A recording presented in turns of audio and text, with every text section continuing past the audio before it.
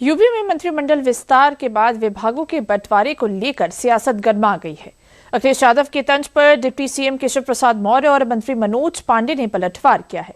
आखिर क्या है पूरा सियासी समीकरण और 2027 की तैयारी में बीजेपी का क्या है बड़ा दांव? देखिए हमारी इस खास रिपोर्ट में। कैबिनेट का विस्तार हो चुका है, मंत्रिपरिषद में मंत्रालयों का बंटवारा हो चुका है, सरकार के सभी मंत्री अपनी जिम्मेदारी संभाल चुके हैं और 25 करोड़ जनता के जीवन में खुशहाली लाने के लिए अपने कर्तव्य पथ पर आगे बढ़ गए हैं।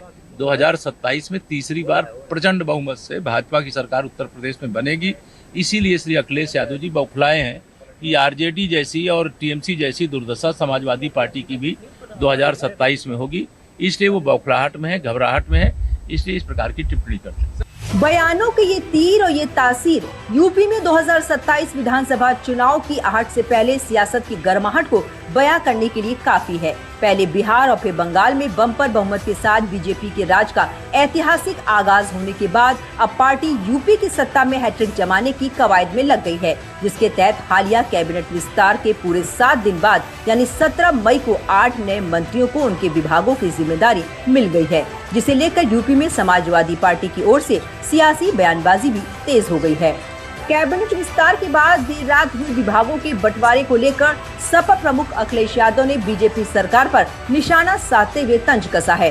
अखिलेश यादव ने एक्स पर पोस्ट शेयर कर लिखा कि अपने लोग फिस आन गांव का सिद्ध। अखिलेश यादव की ओर से पोस्ट की गई इस कहावत को इशारों में उनकी पार्टी के बागी नेता और अब यूपी सरकार में मनोज पांडे पर निशाना माना जा रहा है, जिस पर मनोज पांडे ने भी सपा को नसीहत देते हुए पलटवार किया है। मैं किसी एक तो ट्वीट का कोई जवाब नहीं देता हूँ और कौन क्या विचारधारा रख रहा है। हमें तो लगता है कि व्यक्ति को पहले अपना घर ठीक करना चाहिए, अपना मोहल्ला ठीक करना चाहिए, अपनी बस्ती ठीक करनी चाहिए, अपने जिलों को ठीक करना चाहिए और फिर उसके बाद किसी दूसरे को सीख देनी चाहिए। दरअसल हालिया कैबिनेट विस्तार में बीजेपी ने सपा से बगावत कर पार्टी में आए मनोज पांडे को मंत्री बनाया है। आइए अब जान लेते हैं कि हाल ही में विधायक से मंत्री बन गए चेहरों को क्या विभाग मिला है। यूपी में कैबिनेट विस्तार के बाद हुआ विभागों का बंटवारा। 8 मंत्रियों को सौंपी गई नई जिम्मेदारियां। भूपेंद्र चौधरी को सूक्ष्म लघु एवं मध्यम उद्यम यानी MSME विभाग दिया गया है। मनोज पांडे को मिली खाद्य एवं रसद तथा नागरिक आपूर्ति विभाग की जिम्मेदारी। अजीत सिंह पाल को खाद्य सुरक्षा और औषधि प्रशासन विभाग सौंपा गया। सोमेन तोमर को राजनीतिक पेंशन, सैनिक कल्याण एवं प्रांतीय रक्षक दल विभाग मिला। कृष्णा पासवान को मिला पशुधन एवं दुग्ध विकास विभाग। कैलाश सिंह राजपूत को ऊर्जा एवं अतिरिक्त ऊर्जा स्रोत विभाग। सुरेंद्र दिलेर को राजस्व और हंस राज विश्वकर्मा बने सूक्ष्म लघु एवं मध्यम उद्यम विभाग में राज्य मंत्री।